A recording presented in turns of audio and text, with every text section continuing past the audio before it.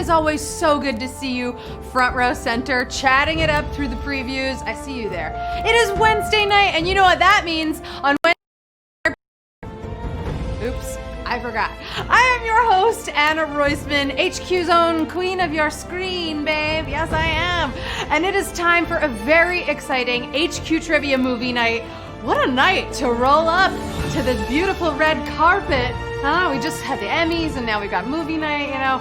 Tonight we are dialing the clock back to the early aughts. I'm talking 10 to 20 years ago, and you ought to know that that means I am testing your knowledge on the movies of the 2000s. Oh yes, we are.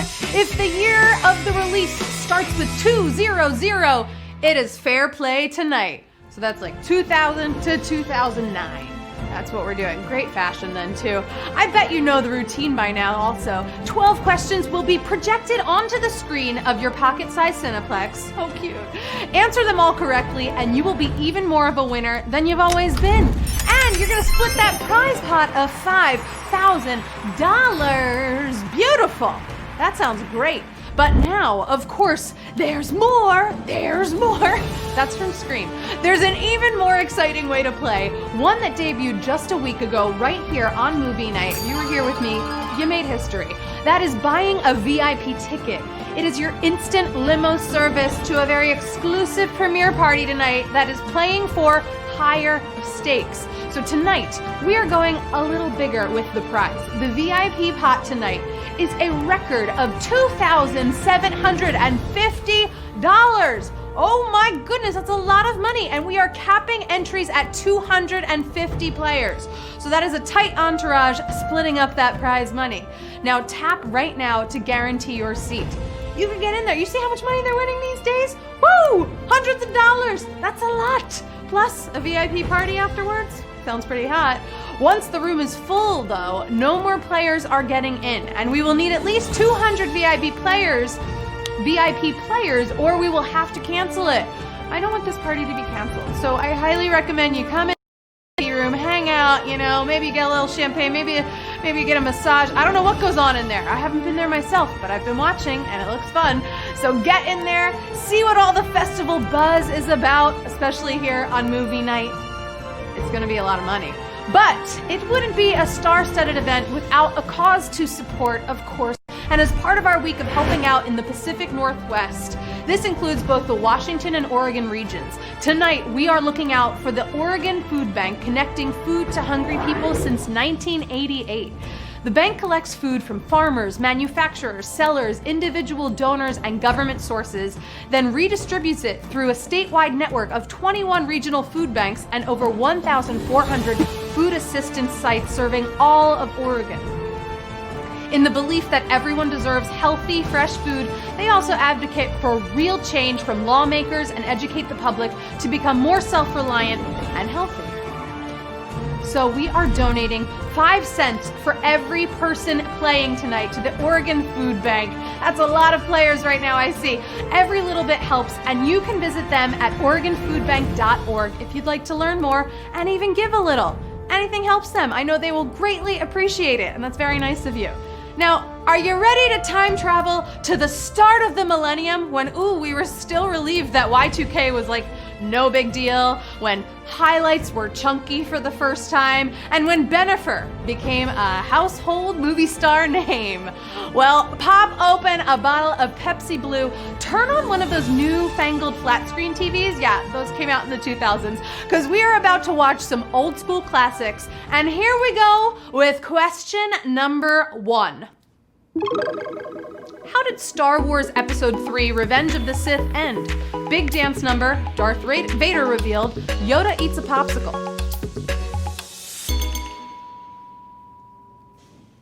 It's hard to come up with a bang-up ending for one movie. Try closing a whole trilogy, but Lucas managed it with the dramatic reveal of a fully costumed Darth Vader.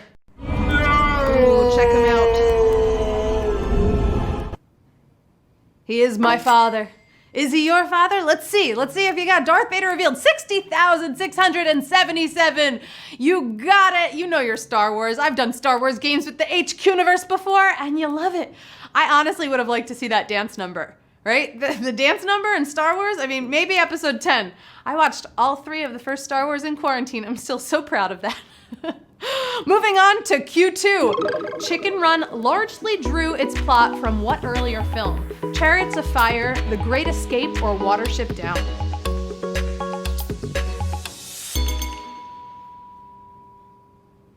It copies the story and even the original movie's soundtrack in a version of the story that kids can enjoy. Yep, Chicken Run's just an animal remake of The Great Escape. Did you escape it? Oh, some of you did. Some of you escaped that and you got it right. 53,662. Congrats to you. And if you didn't get that one, if you accidentally, left the Great Escape answer, you can still buy back into the game, use an extra life. It's weird how they thought that meat processing was more kid-friendly.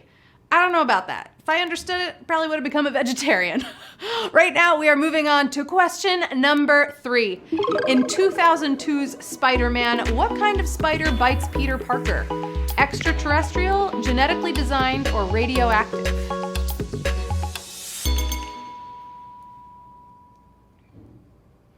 In the 1960s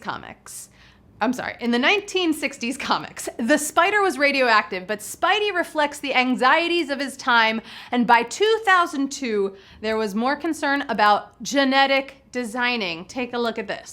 Into these 15 genetically designed super spiders.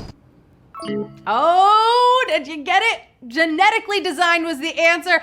Woo! I knew it. I thought it was going to happen. I know that was a tough one because radioactive was from the comics. Genetically designed. That was savage.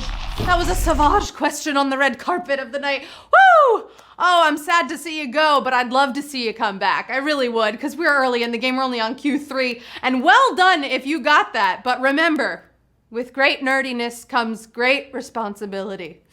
And I would know as a nerd. Moving on to Q4. You can still come back into this game. We're only on Q4. We got a lot more movies to cover. Which film featured the quote, "My friends, you bow to no one"? Avatar, Passion of the Christ, Return of the King.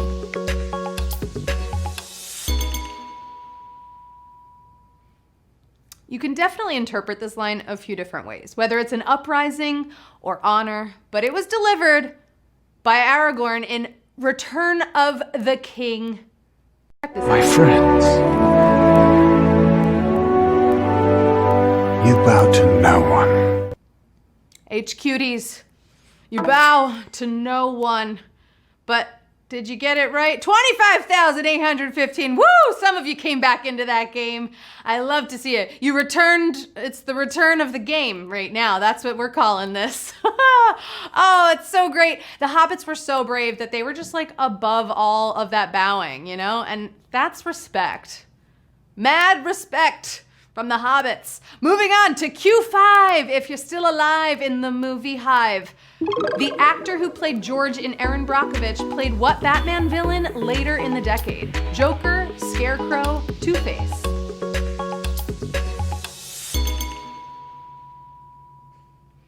It's quite a leap from Julia Roberts' love interest to a grotesque supervillain, but Aaron Eckhart pulled it off as both George and Harvey Dent, aka Two-Face. Ooh, the eye always scares me. Two-Face is the answer.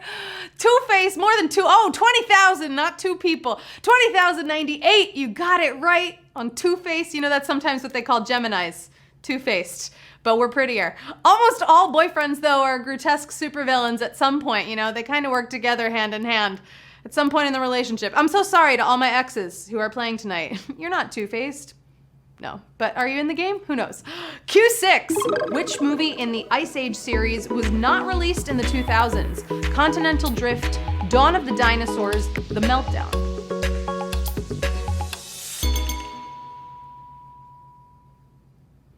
Even a great series like Ice Age can blur together after a while. So, did you remember that we had to wait until 2012 to see Continental Drift? Because we did. We had to wait 13,016! You drifted in the right direction. You got it right. It's a beautiful story.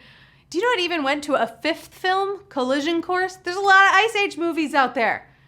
I'm frozen in time. I haven't seen that one, the last one. Moving on to Q7. Who is not killed in a 2000s Harry Potter film? Albus, Remus, or Sirius?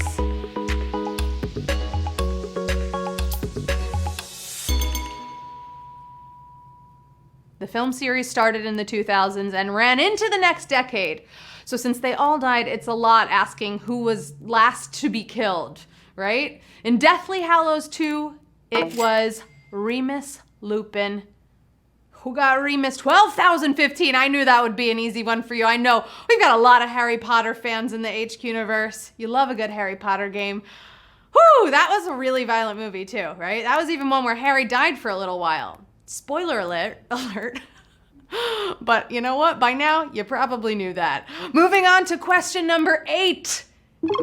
What album does Patrick hold up in the Huey Lewis sequence of American Psycho?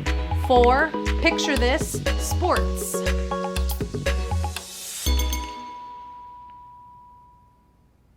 You ever listen to Huey Lewis in the News? Well, you should to know this one. Patrick holds up 4, their most accomplished album. Here it is. You like Huey Lewis in the News? There it is. It was quick. But if you know the movie, you know it. And did you know it? Let's see. Ooh, it was a little bit of a savage question. That was a American Psycho savage, if you ask me. 1,717.76 if you got it right. And you know what? That is a big number. That's actually a very weird number to have who did get it right, you know, thinking back on American history. 1776. Big year. Woo! You know, with that undisputed masterpiece, that was just, you know, a coincidence. With that undisputed masterpiece, hip to be square, what a weird choice for a maniac in American Psycho, right? Whew, you can still come back in, still use those extra lives. We're only on Q9, and I'm feeling fine in the 2000s. Which piece of Eastern cinema features live octopus eating and a painful fight involving a hammer? Dark Water, The Host, Old Boy.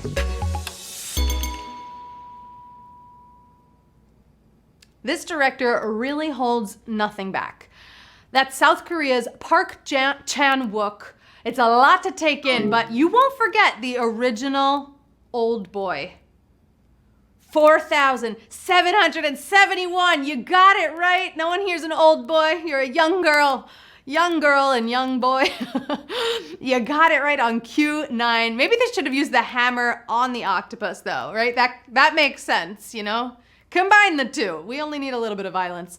Moving on to Q10. Which of these films was not nominated for Best Picture Oscar? Children of Men, Lost in Translation, Up.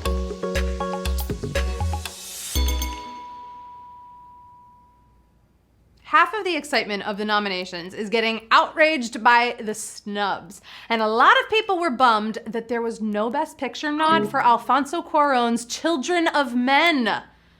Children of Men, 3,416.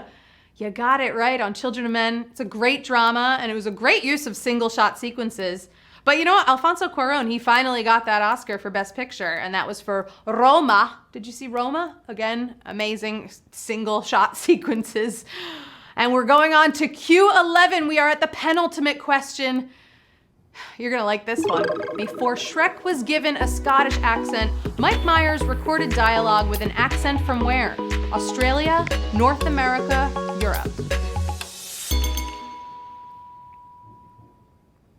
They really worked on this movie. First, Chris Farley was cast as Shrek. Then Mike Myers moved into the part. Then then one day he said, let's start animating again because I want a Scottish accent instead of this Canadian accent, which means North America is the answer, 2,964. You got it right. Hey, where are my Canadians at? Are you in the chat there? I want to see some Canadian flags. I see you there. I know you're there, and I want to hear, the words that Shrek would have said. He would have been like, hey, it's me, Shrek, Want to know about me? It's a boot, a green Shrek. Is that a word? I'm trying so hard with my Canadian accent. I'd like to see the movie with a Canadian accent. But right now, you know what time it is? It is time for the final question of the night. This is it. This is where you take your phones out if you're not playing anymore. Film your loved ones, your friends, your family members. I want to see, I love watching you win HQ Trivia, and right now is the time. If you're going to get this question right, oh, it's so fun to document it and post it, and I get to repost it. I get to cry all night. Oh, it's going to be a beautiful moment. This is for big money, especially if you are a VIP player. This is for even bigger money. So everybody take a deep breath for Q12. In Slumdog Millionaire, the final game-winning question is about what?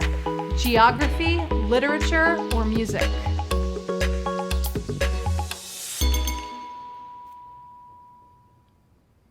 Speaking of final game-winning questions, huh? This just got very meta. There's a lot of suspense in this movie, just like right now, if you're still in the game with me. But much of the tension is released when Jamal wins by naming Aramis as the third musketeer of literature. Literature is the final answer in tonight's 2000's movie night, and we've got 2,594 winners in HQ Trivia, baby. You just did it. Get on that rocket ship. We're going to celebrate at the after party. Put on your dress. Put on some heels. Everybody get ready. Woo! This is so great. That was a tough game, dude. Oh my gosh, there's so many it's raining Canadian flags right now in the chat. Shout out to all my Canadian players, all the Canadian HQties.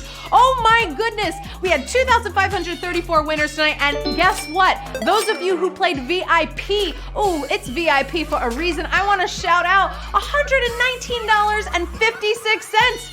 Big shout out to Ruby Mars, Reverie, DJ Rob X, Scrappy 434, Tony SCV, Tony CSCV, Jupiter Brand, Prosecution, Real Life Die, Dr. Sultan. Congratulations to all of you. $119.56. That's so much money in an HQ Trivia game. Woo! You did it! You won the money. The money is yours. You know how to bring it on, and you were best in show. You really were tonight. Award-winning performances all around to everybody. You're always a winner though when you incorporate some HQ into your evening. You really are. And we do it every night, and tomorrow night is no different. Money flipping Matt Richards will be back with regular HQ Trivia, so come on by. I know he'd love to see you. He told me. And don't forget the amazing charity that I mentioned earlier, the Oregon Food Bank, fighting hunger out west on many fronts. They are at OregonFoodBank.org. You can check them out right here. Give a little if you can, especially if you won $119. Oh my goodness, that's so much money. Thank you so much for making another movie night oh so fetch. It's so fetch. I've been your host, almost famous, Anna Roisman, and I'm signing off. You know what? Actually, I made a mistake. I'm Ron Burgundy. Stay classy, HQ Universe. Good night.